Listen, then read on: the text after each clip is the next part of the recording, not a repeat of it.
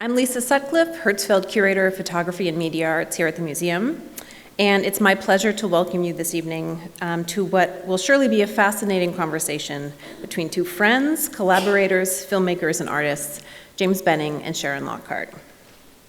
I'd like to start out by thanking our sponsors for this evening, the museum's Contemporary Art Society and Photography Council. These programs would not be possible without the support of these groups, and for that we are very grateful. We are hosting this conversation in conjunction with the exhibition, James Benning and Sharon Lockhart Over Time, which is on view in the Hertzfeld Center for Photography and Media Arts. The exhibition evolves over the course of a year. So the first chapter has been on view since the fall and will close on March 1st. And the second chapter will open April 17th and run through August 2nd. So please come back and see how the exhibition changes. The exhibition is sponsored by Christine Simchich and Jim McNulty. Exhibitions in the Hertzfeld Center are sponsored by the Hertzfeld Foundation and Madeline and David Lubar, and our season of exhibitions are sponsored by Museum Visionaries. We're also very grateful for the support of the Graystown Foundation with this exhibition. So tonight we're delighted to welcome James Benning back to his hometown on the occasion of the exhibition. Benning has dedicated his career to investigating the structure of film as it relates to the meaning of place, while rethinking the use of duration and sound. He studied mathematics at the undergraduate and graduate level before receiving his MFA in film from the University of Wisconsin-Madison. Over 4 decades, Benning has made over 25 feature-length films and shown at film festivals and museums around the world. He has been a professor at the California Institute of Art since the 1980s. Sharon Lockhart elevates ordinary moments and explores social subjects, often engaging with communities in the creation of long-term projects. She received her BFA from the San Francisco Art Institute in 1991 and her MFA from Art Center College of Design in 1993. She has been a Radcliffe Fellow, a Guggenheim Fellow, and a Rockefeller Fellow. Her films and photographic work have been widely exhibited at international film festivals and in museums, cultural institutions, and galleries around the world. She teaches at the California Institute for the Arts alongside Benning. Both artists examine the relationship of film to still photography, and this extended exhibition downstairs offers an opportunity to consider their films and connections between their practices, and we're really looking forward to how their conversation will illuminate those conversations between their practice tonight. So please join me in welcoming James Benning and Sharon Lockhart. It's a pleasure to be here back home. And with my good friend Sharon Lockhart. Together, we have about 75 years worth of work to show you tonight. So settle in. But our solution was we challenged each other to just come up with 4 or 5 or 10 slides, and then we're going to randomly visit those, and hopefully they start talking to each other and you start to understand our relationship and how we work. And Sharon said I should go first. So I am going to start with a still. What is that? Can you make it fill the screen? Yeah, I don't know why that bar used to be there. There it is. I don't do PowerPoint. I'd rather stumble through these. This is a still from my film Casting a Glance. From 2005 to 2007, I made 7 trips to Robert Smithson's Spiral Jetty, which is in the northern part of the Great Salt Lake. And the very first day I was there, a storm had come across the lake. And surprisingly, when I arrived there, the water level was at the exact level that when Smithson built the jetty. The jetty is a 1,500-mile coil that goes out into the Salt Lake and spirals around. And so it looked very much like the famous pictures I saw in all those art books of the jetty taken in 1972 or 1 when it was built. And So I was happy that this was a great coincidence. And then I was there for a couple of days, and on the third day a storm came across the lake, and the water level rose over 2 feet, and the jetty disappeared. And then within an hour or two it receded and it came back, and I thought, oh, what a marvelous moment. I saw the whole history of the jetty in 2 hours. If you know the history of the jetty, after it was built at a level where the water level would go up and down, and it would almost flood it, and it would almost go out of water, and almost flood it. And then after 3 years, we had extreme amounts of rain in Utah, and a lot of snow melting, and it went up and up and up and up. So the jetty wasn't viewable from 1973 until it came back out of the water for a brief moment in 1992 or 3, and then finally in the early 2000s it started to behave again like Smithson wanted it to behave, so it would go up and down. So when I got there, it was lucky that I had saw it exactly like it was built, but then I also had this 2-hour moment where I saw his whole history of disappearing and returning. And so that gave me the whole structure of the film, that I would film the jetty over the next 3 years, making 17 trips to the Salt Lake. And then I would lie about the dates that I filmed it. I would say I filmed it in 1972 when it was perfect, and then I showed it in 1985 when it was underwater. And I was able to get all of those different levels. And I was not trying to fool anybody, but I like the idea of making something over 2 years and then being able to map it back on its history. So I could recreate the history of the jetty. Which was a saving grace, because to make artwork about a great artwork, it seems a bit pretentious, but I found a key that would let us see the jetty in a way that it was supposed to be seen. This is like Jeopardy. I don't know what's coming. Let's see. What did I want to do? Oh, I think I'll do this one for you. No, but okay, view and full screen. This is the last panel in a 4-part photographic work called Lunch Break Installation, Dwayne Hansen. You can see the title. Dwayne Hansen is an artist that you probably all know, because there's a work by him currently of a janitor in the museum. Dwayne Hansen has always been a very important artist. Actually, he wasn't always an important artist for me. I think for a lot of people, for quite a while, he kind of fell out of the light and was looked at a little bit as a kind of a schlocky artist. And I think now people are realizing just how important he was. For me, he was important because of his representations of the working class. And at the time in 2002, I started researching a project that I ended up doing in 2007 called Lunch Break. And it brought me to this work by Dwayne Hansen of 3 workers on lunch. And I was interested in photographing the installation of it by 2 workers in the museum in Scotland during his retrospective. So the piece is never fully seen in the photographs, and it's photographed from all 4 sides. And you see Angus and Paul installing the work, who are 2 workers at the museum. And I see the pieces not only honoring the working class, but also honoring the work that's done in museums on a daily basis and are never seen. And as an artist and installing exhibitions everywhere, I've met so many smart, wonderful preparators who are probably some of the most educated people I know about art. So it was really great to honor Paul and Angus in this work. And the work is, I think it's like 6 by 9 feet, so it's pretty monumental, each of the panels. I think that's pretty good.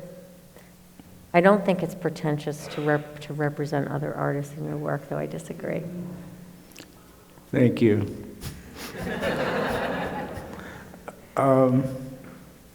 What do I want? Because I've done it quite a bit. Yeah, well, that's something we have in common, interest in others, our artists' work, but I think what also has drawn us together is that we both came from working class backgrounds and not so much of privilege, and I think we're both interested in economies and how people live within those different economies.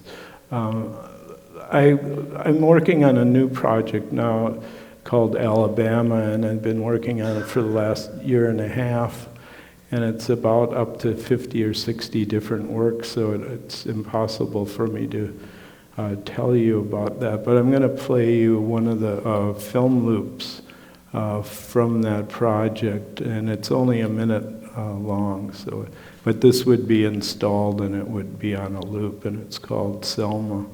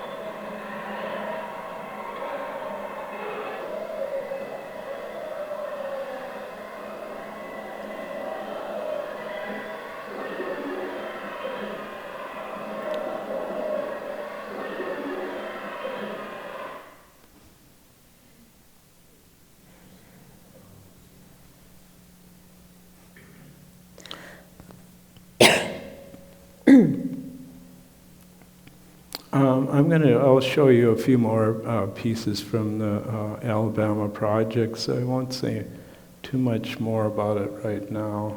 I think I'd rather, what did I want you to see? Yeah, I think this follows nicely. Wow, okay, we're going from 2003 to 2 years ago. This is from a series of work I made called Movements and Variations. And I worked with a performer to pretty much reenact some of these poses or gestures with a stick element. It's kind of hard to talk about. Do you have one of the installations? I might have one more. Remember, you chose these. But I didn't know which ones you're going to pick. That's true, too. So Movements and Variations relates to a lot of my work. A lot of my work is about movement and the movement of the viewer. And this work was 9 photographs of a woman holding these bronze sticks. So it was very much about weight. And then with those 9 sticks, I worked with an ikebana artist, that's Japanese flower arranging. And from those 9 sticks, we created a bundle, which is this in front. And then there's 5 variations on the bundle. So throughout the exhibition, there are these plinths that are the same size as the photographs, and you see the sticks represented in the photographs through these gestures, like the last one. So this pose, for instance, comes from painting, I can't remember which one, of a worker with holding a bushel. And this one? Yeah, this is one of the more revolutionary poses. The sticks also are really important. They're manzanita. I don't know if you know that tree. James and I both have land up in the foothills of the Sierras, and manzanita is a very important tree. It was very important to the Native Americans, and it's impossible. You're not supposed to cut them down. It's illegal. And in the last few years, because of the drought, we've been losing manzanita. And so I've been collecting these sticks for years, and yeah, so there's buckeye, which is another tree from Pine Flat. Black walnut is the one that was on her shoulder, and manzanita. And so it looks like she's just holding a stick, but if you look closely, you can see the difficulty in holding some of the sticks. The heaviest one, I think, was 26 pounds. And the gestures range.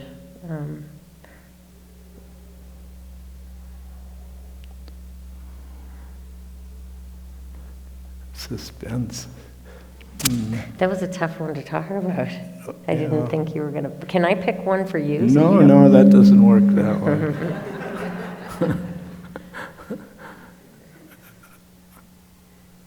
I'll show you this.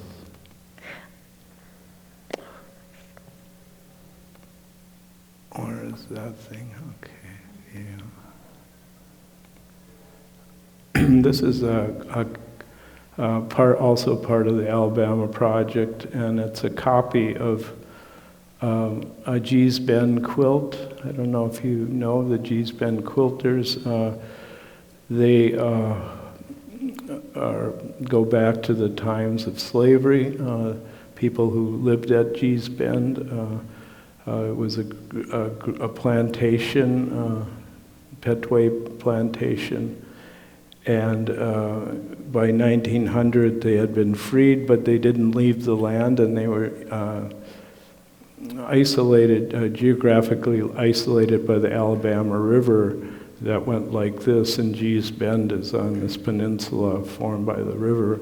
And because of that isolation, they kept their African roots, and especially the way they thought of art, and they began making quilts in the early 1900s out of necessity, because it was one of the poorest counties in America at the time, and it still isn't thriving. And then they were very politicized in the 1960s when Martin Luther King was arrested across the river in Camden for drinking out of a whites-only fountain. And they went back to their place and started a quilting co-op and started selling quilts to raise money for the civil rights movement. And when Martin Luther King was executed in Memphis and his body was brought through the streets of Atlanta, the mules that pulled the wagon that his casket was on were from Gee's Bend, because the King family felt very indebted to these women and how they sacrificed for the movement. And so I wanted to pay tribute to them because I admire them very much. And this one, they rarely would do tying quilts. This is tying rather than quilted. But I like this particular quilt because it somewhat looks like you're looking down on the sea, and there's kind of a freedom of a bunch of seagulls flying below, or whatever you want to imagine. But it's a very lovely design, and it's made, their quilts were made from their work clothes, and these work clothes that I made the quilts from, I got in California's Central Valley, which is a large farming valley, and most of the 40% of the workers are undocumented, and the large corporate farms there make huge profits with cheap water that's provided by the two different federal and state irrigation systems, and the cheap labor provided by these indigenous laborers that come from South Central America and Mexico. So my quilt is made out of a different kind of work cloth, but it kind of mimics the same kind of economy that people in Gee's Bend were at. I'd like to say something about seeing you work over the years. I wish I had half of the drive that James has. He's constantly working. In the last 5 years, I started teaching in the same school, and James is always on his, any minutes off, he's always making something, and just going in to visit him at school and you seeing him quilting was really quite beautiful. So, yeah. I thought you were going to tell a story about Mikey. Oh. Yeah, this I made a film over 4 years called Pine Flat with the 23 children that lived in this community. And this was up in the mountains where we both have land.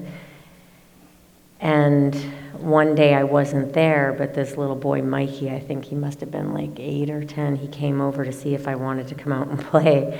And James was up on the porch quilting, and James said, "No, Sharon's not here, but you can come up." And Mikey was like, "What are you doing?" And James said, "Oh, I'm part of a motorcycle quilting gang or something." And Mikey was like, "Yeah, that's cool." Yeah, I had ridden my bike up to, and it's a Harley Davidson, by the way. Okay, that's very important. Up to the mountains, and I could see him looking in the bike and being very impressed that I rode a motorcycle, and then being so confused that I was quilting. So I thought the only way out of this was to say I was in a quilting motorcycle gang. Started rumors all around the town. Let's go to... He's like 24 now. Or wait, let's do this one, I think, yeah. Maybe All three of them? No. Well, let's do that one. This work is from 2011. I was in Israel doing research on textiles, and I came across this unknown artist, Noa Eshkol. She was a dance composer, and she had died the year before. And her work was really quite radical and minimal. And a lot of my work, I'm always referencing postmodern dance and everyday movement. And I've often worked with choreographers or movement advisors on my films. And I couldn't believe that I had never heard of this woman in all of the years of research. All of her dances are just to a metronome. There's absolutely no sound. Even if anyone coughed in an audience, she would like end the performance. So needless to say, she rarely performed. If she was asked, she would make the performance at 6:30 in the morning, knowing that only if you were hardcore would you show up. The dancers, what fascinated me was that it was this tiny community of 5 people, 1 man and 4 women, and they were all in their 70s. Now they're in their late 80s. that practiced still 4 times a week, even after she died, for 5 hours a day. And they practiced for something that was never performed or seen by an audience. And the notation system that she invented is one of the only notation systems that actually is exact. And in the 60s, NASA actually hired her to help design spacesuits. She was really quite brilliant. She was also a fearless feminist. And not only did she invent this notation system, the Eshkol-Wachman notation system, she also would go to the dumpsters every Thursday with her dancers when in the garment district, when they would throw away all the scraps. And they would collect scraps, and after practice, they would leave and she would stay home and with a cigarette in her mouth, drinking, and piece all of these scraps on the ground. And then the dancers would come in the morning and pin them and slowly piece them, quilt them together. She never cut the piece of fabric. She used it as it was found, which I thought was also interesting in relation to dance and minimalism. And she never brought the carpets together, the wall carpets together with the dances. And this was the first time they were ever brought together. She made 1,500 of these. And some of them are in this installation. Yeah. Can we go to one of them? Why don't you talk about what that is? This is an installation, I think it's at LACMA in Los Angeles. And the exhibition was a one-person exhibition, my exhibition. But it was very important to me to call the exhibition Sharon Lockhart / Noa Eshkol. So it was this 2-woman exhibition, and it was me collaborating with someone who was no longer here. And really honoring her work too, and these women who had never really, their work had never been seen. And for them, it was the first time they had actually seen the dances that they had been practicing for 45 years. So for them, it became this way of studying what they had been doing. In the studio, they never even had mirrors. So, and everything was so exacting. There was no improvisation, no interpretation.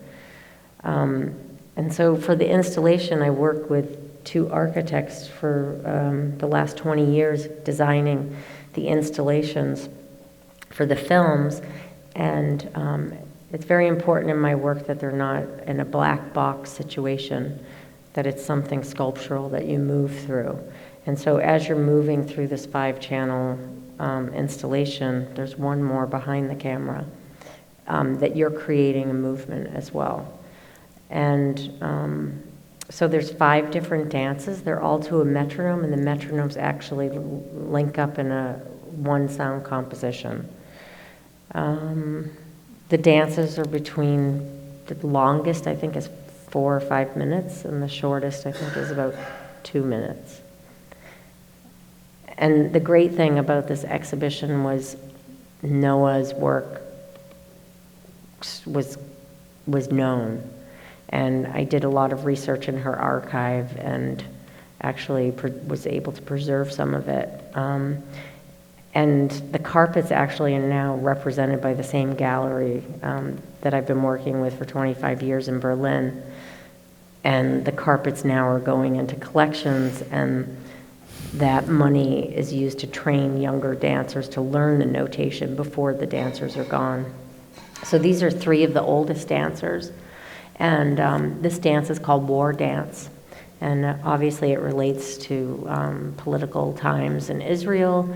And yeah, they were really wonderful to work with. And I had just come out of making lunch break with a bunch of, blue-collar workers in a shipyard. And now all of a sudden I was in this house of older people dancing to very minimal sound. Yeah, it was really an honor to work with them.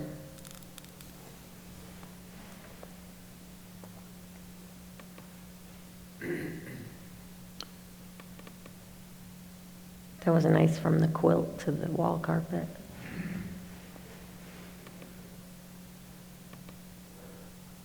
This is a property up in the Sierra Nevadas where I live, and when I built the house, or bought the house, it was in perfect condition. It's not this house; it's a house to the side, and I tore it all apart and put it back together so it would look like my house rather than the house that I bought.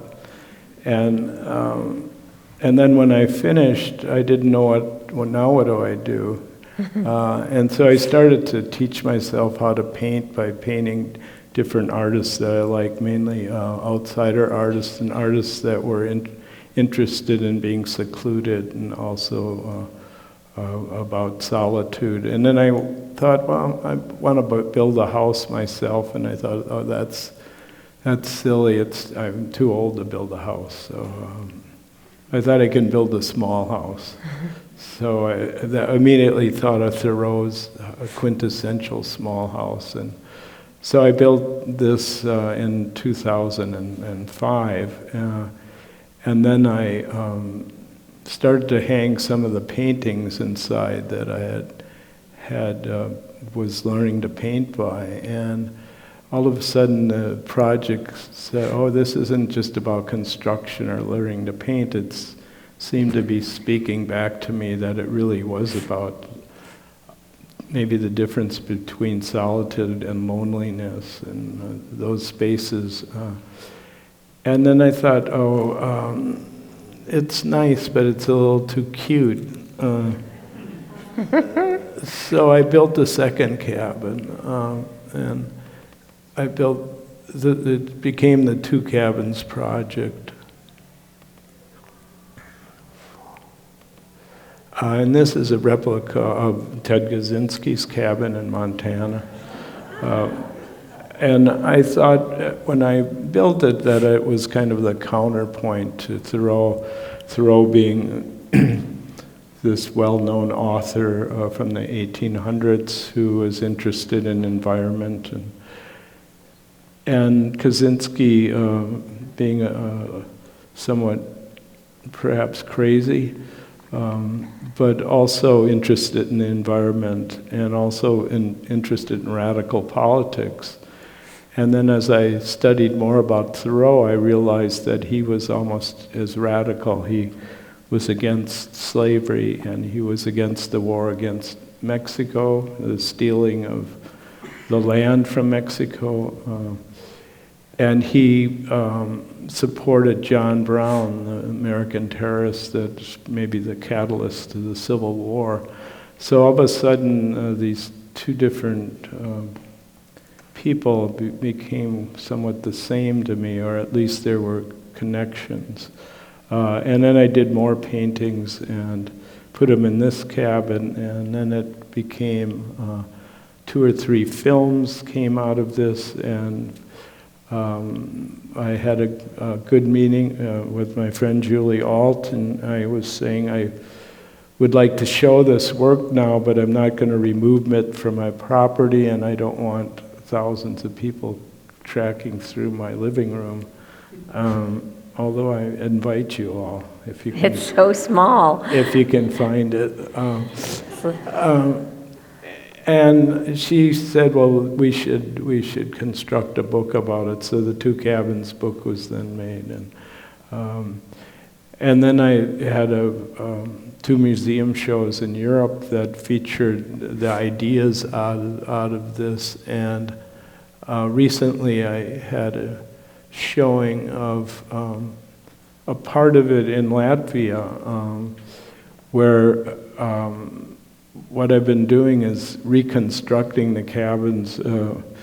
The curator in Graz wanted me to move the cabins from my land to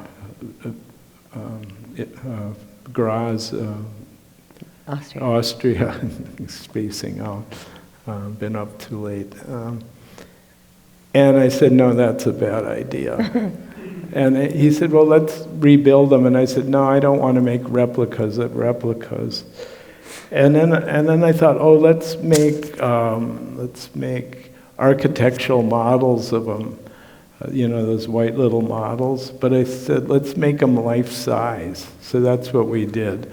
And so they showed in the 2 museum shows, and then they also showed in the Art Museum of Vancouver, and then just recently in Latvia. And I have a slide from the Latvian.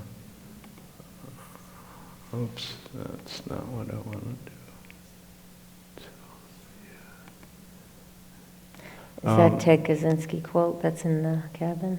No, this is another quilt that I did that's after G's Ben, but it's a quilted one and pieced, also using work clothes from the Central Valley, because I also made a film in the Central Valley, and I became very attached to what it's about, its politics of water and of labor. Anyways, so it has this quilt in it, the 2 cabins as the life-size architectural models, and then there's a video that plays behind it that I filmed up in the mountains where we had a very devastating forest fire. So it's after the forest fire in the background. So those 4 elements, you hear the sound of the woods after the fire, and the 2 cabins, and then this quilt are the 4 pieces. So that particular work has shown in many different forms and different. Can I tell them about the beds in the cabins? I don't know what you're going to say. I mean, not only did he make the cabin and everything inside, and there's wood stoves inside each of the cabinets, and Thoreau's has a desk that's not a replica, but it is a replica. It is a replica. But the beds, he even made the sheets and the quilts and every element. So, I mean, I think that says a lot about the way you work, that it's not only the big picture, but it's like every single detail within it. And it was pretty amazing. Julie, she's such a brilliant woman, and when she did the 2 cabins, she actually went up and she spent the night in each of the cabins sleeping in there. And I don't even think you've ever done that. And she said she had to take an Ambien when she was in Kaczynski's. It's the warmest one. Yeah. How are we doing for time? Let's have some questions. Why don't we do that? What Is that time? okay? How are we doing, Lisa? Should we keep going? What time does it end? Okay. And then questions? Okay. Well. Oh yeah, let's do this.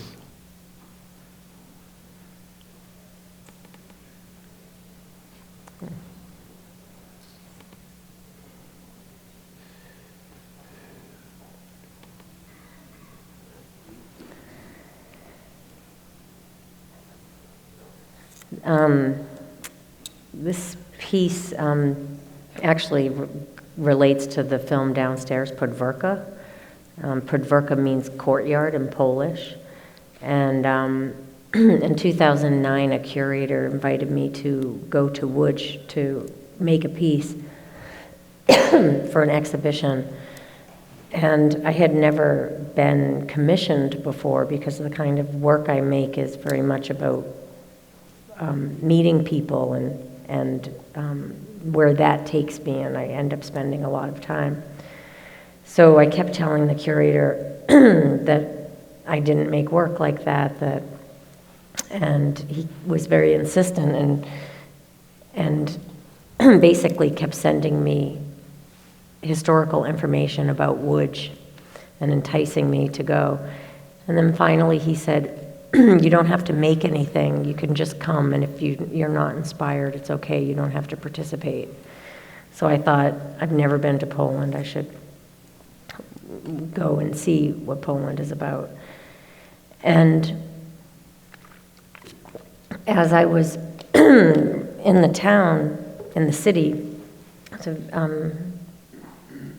it was very interesting, just coming out of lunch break and the work environment to be there, because it was a textile town with many factories that were no longer in use.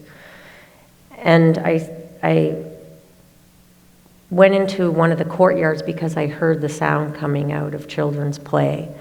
And I started meeting all of these kids in these different courtyards and ended up making Podwórka. And in the very last courtyard, I met this young girl, Milena. She was 9 years old at the time. I met her and her brother. And her brother appears in the film. He's the one, Seba, he's jumping from rooftop to rooftop. And there was an immediate connection between us and also the two producers that I was working with. And so over the years, Poland ended up being very important to me. For 10 years, I went back and forth and making work. And I didn't make work. I was really going to see Milena. And her and Seba's life took a turn around 2011. They were put into different homes, orphanages, and taken from their family. And because of Milena and where she went, I learned about Janusz Korczak, because his name was over all of the orphanages. And the newspaper downstairs was started by Janusz Korczak. It's a children's newspaper that was run between 26 and 39. He was an orphanage director. He was a doctor, a writer, and he was one of the first children's rights advocates, and wrote actually some of the laws that weren't instituted until 57. So this work was made on the last day of the month of August, where I spent with Milena and our two producer friends living on a farm on the Ukraine border and having a vacation. And I was trying to, when I met Milena, I could already see that her childhood was going quickly, and I wanted to kind of nurture that. And so we spent the month together, and the last day I dropped her off at her grandmother's, and this was the first photograph I ever made of her. So the last slide that you just saw was a 3 photographic installation on these volumes where you can never see all 3 photographs at once. And it was really about the complexity of who Milena was. And the last photograph is really just so striking because it's kind of this dance between the two of us making this image. And the last photograph where she's looking, it's no matter where you are in the room, you can't leave her eyes. It's like Mona Lisa. And the tablecloth was done by her grandmother, and it has a lot of different histories within it.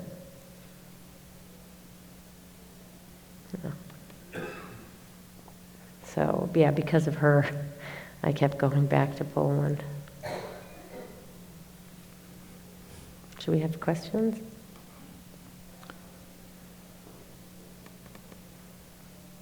Go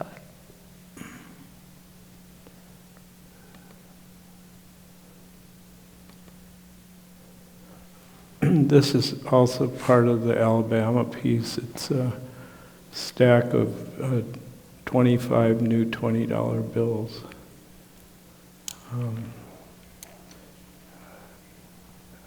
Jackson was one of the presidents that moved Native Americans out of the South, and the Trail of Tears passed directly through Alabama. Maybe now questions. Okay.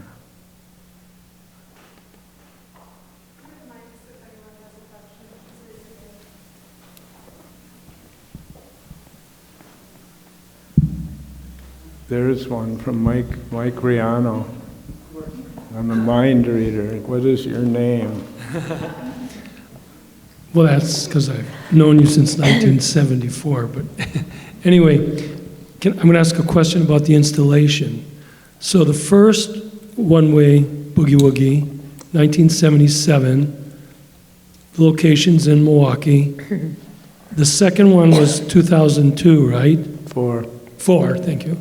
And then you did all the same locations? Because I saw that, but I don't remember the exact.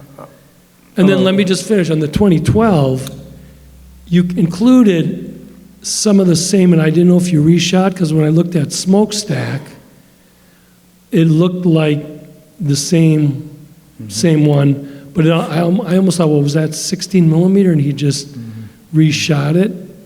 And then you move it through the gallery, which I sat long enough to realize, 3x3, and then it moves. And the Ambassador to Hotel shot, I only heard the I think it's a Leonard Cohen song, second time through. I didn't hear it the first time. So, I kind of wanted to know what you did different for the installation. It's all magic. Okay. Thanks. What Michael's referring to is in 1977, I made a film called One Way Boogie Woogie, and it's 60 shots, each 1 minute long. And they were... At the time, I realized that the Industrial Valley in Milwaukee was going to disappear, and I thought that they made wonderful sets to make little vignette movies. So I did these 60 shots with 60 little silly narratives. Some of them were funny, some were trying to be funny, and it became a very successful film that played the film festival circuit, and was important for my career. And then 27 years later, I decided to make that same film, and I found the same people that were in it. Some of them had died. One of them was my mother, who was in the first one but wasn't in the second one. And I found the same 60 locations, used the same camera, the same lens, a different, much better film stock, because film had gotten much better in those 27 years. And I used the same soundtrack from both of those. So that became a new film called One Way Boogie Woogie, 1 hour, and then One Way Boogie Woogie 27 years later, 1 hour. So it became a 2-hour film. And then in 2012, I decided, I had changed to digital filmmaking by then, and I thought I'll go back and make a third version. And I ended up making 18 shots that are 5 minutes long, which is a 90-minute film rather than a 60-minute film. And my criteria in that one was not to use any of the people that were in the first film, and not to use any of the locations that were in the first film, but to find 18 new locations in Milwaukee in 2012 that looked like 1978. So I was able to do that. Thank you, Milwaukee, for not completely destroying your past. So that's what that film was. And then I recreated that first as a 6-screen installation that showed in Montreal, and it showed in Brussels, and 2 or 3 other places. And now we did it for a 3-screen one here, because it would be my first museum show in my hometown, and I thought it was a good film to come back with.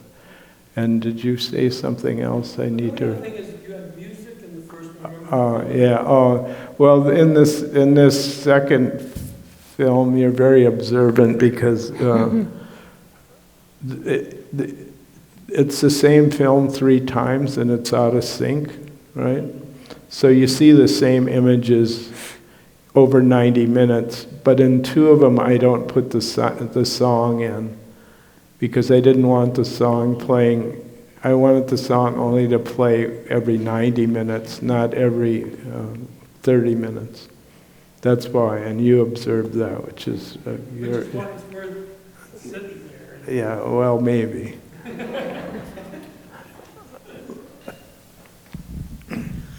So thank you for going through some of your projects and leading us to the resonances between, which was really, I thought, deftly done. I wanted to ask you a little bit about your collaborations, Okay. because there was a series of photographs that actually inspired the idea for this exhibition, which Sharon photographed your beer bottle collection, many beer bottles which have Milwaukee ties. And then there's a piece downstairs of the airplanes, the paper planes, and I was hoping maybe you could talk a little bit about the work that's downstairs and also what it's like to collaborate and how that's different from maybe making your own work. Can I say something? Since I've known James, I've asked him to collaborate, and he says, I'm not a collaborator. He's a one-man show. But we talk and we affect talk. each other, but we have collaborated, and you might want to talk about the airplane piece. Well, the which- airplanes, thank you. I want to say thank you to Pedro, because we started with some music in this room before, as you were coming in. It was the second album in a 6-album set by put together by Harry Smith. It's called the Anthology of American Folk Music, and it actually was the same, I didn't realize, but it was the same time as the newspaper. So it started, and he collected recordings from 26 to 36, I think. And in the 50s, put together this compilation with these volumes of early American folk music. Some are ballads, some are labor, different themes. Harry Smith is also, he was a filmmaker, a crazy collector. He collected, I think, nearly 300 paper airplanes from the streets of New York for 20 years. And for every paper airplane he found, he would write down the date and the cross street in New York City where he found it. And when he died, there was a box of paper airplanes, and luckily, someone who worked for him got those paper airplanes into the Getty Research Institute and where they archived his collections. Years ago, for an exhibition I was doing that involved Podwórka and was a lot about this idea of play and how it's something that's disappearing and is much more monitored these days, I wanted to borrow the paper airplanes from the Getty, and it would have taken years to get the loan forms through. So I took James to the Getty, and we spent the day studying the paper airplanes, and I asked James to make replicas of the airplanes, but to put down addresses on each of the airplanes that referenced 8 decades of his life. So those are the airplanes downstairs, and that was the music. Does that pretty much wrap it up? But yeah. Yeah, one curious thing about Harry Smith collecting planes, he stopped collecting them in, I think, the mid-'70s or early '80s, and that coincides when air conditioning took over New York City and windows would no longer be open, so there weren't so many people doing this anymore. And when Sharon asked me to work with this piece, I thought, it's really an interesting idea for me not to put make-believe addresses and dates on the planes. And she said, do something about 8 decades of your life. But I really concentrated on my kind of coming of age in Milwaukee. So I'll talk about 2 airplanes and specifically in there. One, it has a date, and the place is Kosciuszko Park, and it's the date coincides with one of Father Grappi's marches to Kosciuszko Park to try to get open housing in Milwaukee. There were 278 straight days of marches in the 60s to get open housing, and after that 278th day when they marched out to the judges' homes in the suburbs, finally there was a change in those laws, but the date I used was the date, and I had gone on that march, that people were beaten up in Kosciuszko Park, and it was this playing off of kind of poor whites against poor blacks, and that was something that was very politicizing to me in my whole project about Alabama, is trying to negotiate this kind of playing off of poor whites and poor blacks, which is definitely going on today, and I think it's an important thing for us to think about. And then the other date is the date of a street corner where a friend of mine, Brian Mouche, was a poor kid who went to my same high school, and he joined the Milwaukee Police Department at the age of 21, and this date is the date that he took a sniper's bullet through the head and died during the Milwaukee uprising in 1967. So I was interested in those politics and could see it from both sides of what happened. So those two airplanes are very dear to my heart. Yeah. I want him to write a book about his life, so this is the closest. But the beer bottles are 8 beer bottles from Milwaukee. Mm-hmm. And in the room downstairs in the mountains, there was in the bathroom all of these beer bottles, and I was asked to write something for a catalog of yours, and I wrote something about the 8 beer bottles based on your history in Milwaukee. It's a really beautiful short little text, but it talks about different bars that were here and how cars were related to certain beers. And we're full of cliches. They're really nice. I like them. Thank you. This may seem like a odd question, and I guess it's directed generally at James and or to James, and just to give a understanding why I'm asking this question. About a year ago, I left my job in the school system, and I've been working very hard at writing screenplays, and I find that in order to sell a screenplay, you have to have an agent, and of course, in order to have an agent, you have to have an agent to sell the screenplay. So it's like a catch-22. But in the introduction, it was mentioned that you studied math, or your undergraduate was in math. Was there any time where you thought, boy, maybe I should just be an accountant, or maybe I should just teach math, and how did you, or if there was that time for you, and how did you push through it?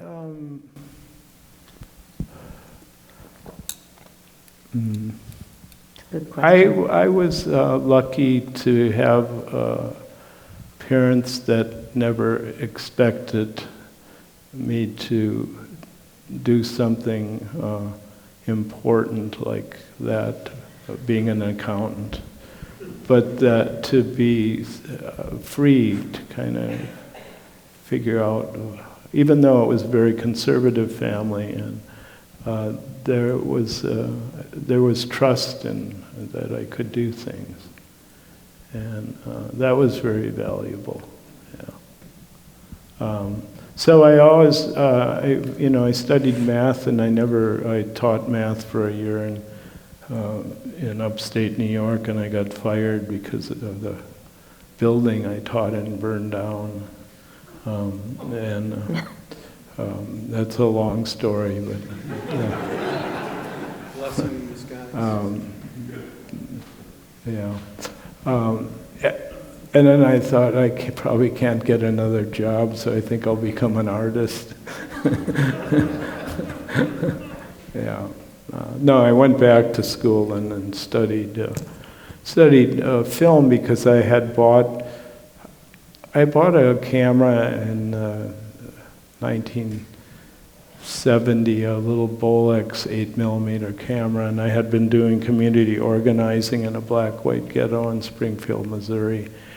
And I didn't want to make films about the organizing I was doing because that was consuming my life. So it was kind of that getting that camera was kind of a freedom to think outside of the kind of trouble that I was living through in those days.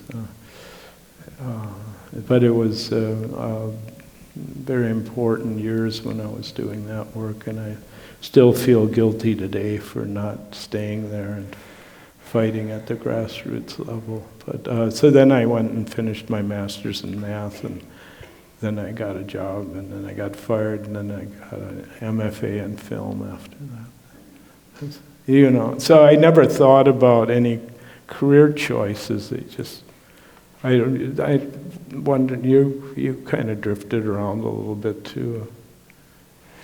Yeah, I mean, in my family, no one had really gone to college, and so that wasn't really something to even think about. I found out when I was 21 years old that there was a technical photography school, and I thought, oh, I like to take photographs. And I took a class, and I put together a portfolio and applied, and it really changed my life because it taught me about how to see and the importance of looking and the idea of framing something. And in the second year of this technical school, I had a teacher that taught color, and he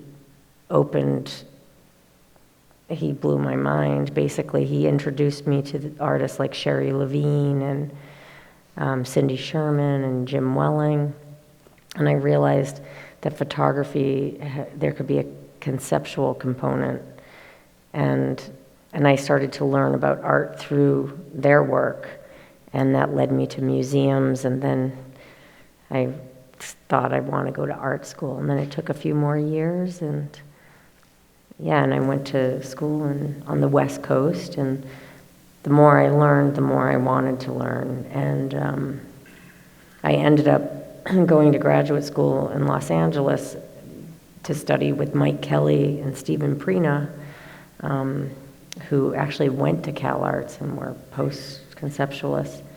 And I just feel so honored to have gotten that education. It was like so worth it, the $48,000.